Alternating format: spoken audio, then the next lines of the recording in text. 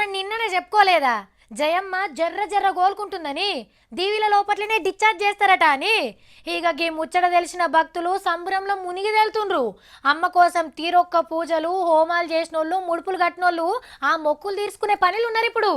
ఆహా, తీరొక్క ఎండి బంగారి నగలతోని అమ్మవారు మెరిసిపోతుంది కదా.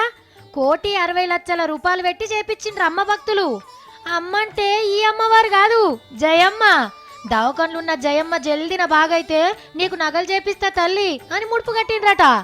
డాక్టర్ల వైద్యానికి అమ్మవారి దయ తోడవుడుతోని జయమ్మ ఇంటికి పోవట్టే.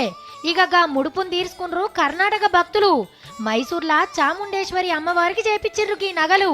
జయలలితమ్మకు తమిళనాడులోనే కాదు పక్క రాష్ట్రాలలో కూడా భక్తులున్నారన్నట్టు.